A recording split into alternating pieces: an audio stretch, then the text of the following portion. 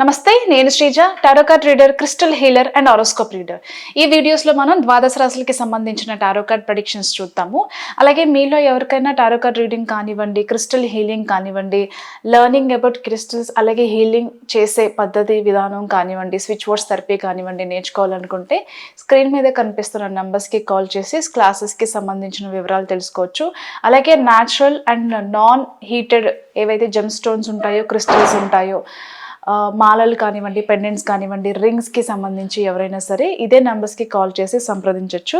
అలాగే స్టేరీ యానిమల్స్ని ఆదరించడం మర్చిపోవద్దు. అవి కుక్కలైనా సరే లేకపోతే ఆవులైనా సరే. ఈ మధ్యకాలంలో చాలామంది దానాలకి తీసుకున్న ఆవులు అంటే గోదానం అంటారు కదా, అలా తీసుకున్న ఆవుల్ని కూడా మేబీ ఏం రీజన్స్ వలన మనకి తెలియదు, రోడ్ల మీద అయితే చాలా కనిపిస్తున్నాయి. కొంతమంది బాగానే ఆదరించి ఫుడ్ పెడుతున్నారు, కానీ కొంతమంది అయితే వాటిని కొట్టి తరిమేస్తున్నారు. దయచేసి అలా చేయకండి. మినిమం రెస్పాన్సిబిలిటీ తీసుకోవాలని మనస్ఫూర్తిగా కోరుకుంటున్నాను. అలాగే ఈ ప్రెడిక్షన్స్ వచ్చేసి మనకి డిసెంబర్ 1వ తారీఖు నుంచి 7వ తారీఖు వరకు కూడా వర్తిస్తాయి. సింహరాశి టారో కార్డ్ ప్రెడిక్షన్స్ చూద్దాము. సింహరాశికి సంబంధించి ఫినాన్షియల్ ఫ్లక్చువేషన్స్ ఉండే అవకాశం కనిపిస్తుంది. మరి ముఖ్యంగా హెల్త్ పరంగా చూసుకుంటే హెల్త్ నెగ్లెక్ట్ చేయడం కానివ్వండి, రెగ్యులర్గా తీసుకునే మీ మెడికేషన్స్ కానివ్వండి, టెస్టులు కానివ్వండి, టైంకి చేయించుకోలేక ఏదైతే చిన్న చిన్న హెల్త్ ప్రాబ్లమ్స్ ఉన్నాయో అవి పీకల వరకు తెచ్చుకుంటారు నెగ్లెక్ట్ చేయడం వల్ల. మరి ముఖ్యంగా ట్రావెల్ చేసేటప్పుడు చాలా కేర్ తీసుకోవాలి. మేబీ ట్రావెల్లో ఏదైనా ఇంజూర్ అయి ఉంటే కనుక దాన్ని కూడా నెగ్లెక్ట్ చేయడం, మనకంటే బలవంతులు ఎవరు లేరు, నాకు ఏమీ కాదు అనే ఓవర్ కాన్ఫిడెన్స్తో చిన్న చిన్న దెబ్బల్ని కూడా నెగ్లెక్ట్ చేయడం. అంటే ఎప్పుడైనా సరే కొన్ని చిన్నవి కూడా పెద్ద ప్రాబ్లమ్స్గా మారే అవకాశం ఉంది, కాబట్టి దయచేసి నెగ్లెక్ట్ చేయకండి.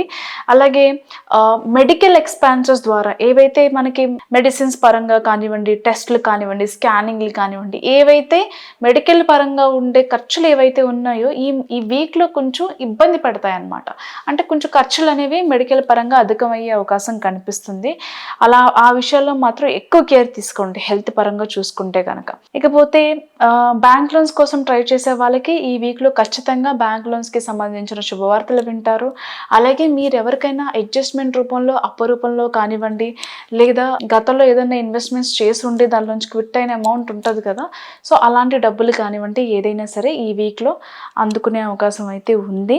అలాగే career change, job change, onsite ఆపర్చునిటీస్కి సంబంధించి, అలాగే ట్రాన్స్ఫర్స్ కానివ్వండి, ప్రమోషన్స్కి సంబంధించి చాలా అనుకూలంగా ఉండబోతుంది. ఖచ్చితంగా ఈ వీక్లో శుభవార్త అయితే వింటారు వాటికి సంబంధించి. ఇకపోతే బిజినెస్ పరంగా చూసుకుంటే కనుక ఆడవాళ్ళకి మగవాళ్ళకి ఇద్దరికీ చాలా అనుకూలంగా ఉంటుంది.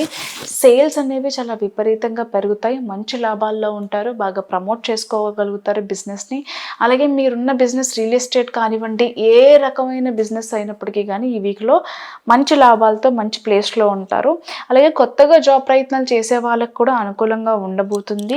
ఇకపోతే చిల్డ్రన్కి సంబంధించి ఎవరైతే మీ కిడ్స్ ఉన్నారో వాళ్ళ గ్రోత్ని చూసి చాలా మంచి, వాళ్ళ గ్రోత్ ఏదైతే ఉందో దాన్ని చూసి చాలా ఆనందపడుతూ ఉంటారు అనమాట. మంచి లైఫ్ ఇచ్చాము వీళ్ళకి, వీళ్ళ గ్రోత్ ఏదైతే ఉందో అది ఎక్స్పెక్ట్ చేయలేంది. ఈ రకమైన గ్రోత్ అనేది మనం ఎక్స్పెక్ట్ చేయకుండా వీళ్ళు ఇంత బాగా చేయగలుగుతున్నారంటే మనం అంత బాగా వాళ్ళకి కోఆపరేట్ చేస్తున్నాము, ఇంకా బాగా చేయించాలి అనే కాన్ఫిడెన్స్ కూడా పెరుగుతుంది పిల్లల విషయంలో. ఖర్చుల పరంగా చూసుకున్నట్లయితే కనుక కొంచెం చేసి, అంటే ప్రజెంట్ ఏదైతే జాబ్లో ఉన్నారో ఆ జాబ్ని కూడా కొంచెం ప్రెషర్గా ఫీల్ అయ్యే అవకాశం కనిపిస్తుంది.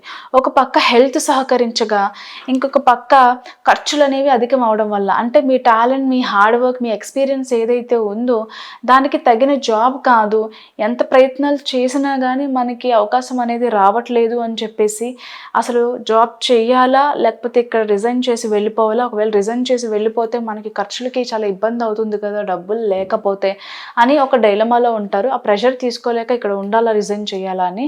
దయచేసి తప్పుడు నిర్ణయాలు అయితే తీసుకోకండి. మనకి ఎక్స్పెన్సెస్ అనేవి చాలా పెరిగి ఉన్నాయి కాబట్టి మీకు ఏదైనా ఇంకొక జాబ్ కన్ఫర్మేషన్ వచ్చింది అన్న తర్వాత మాత్రమే జాబ్ను వదిలే ప్రయత్నం చేయండి తప్ప మీకు ఎలాంటి బేస్ లేకుండా మాత్రం వదిలే ప్రయత్నం చేయకండి. All the best.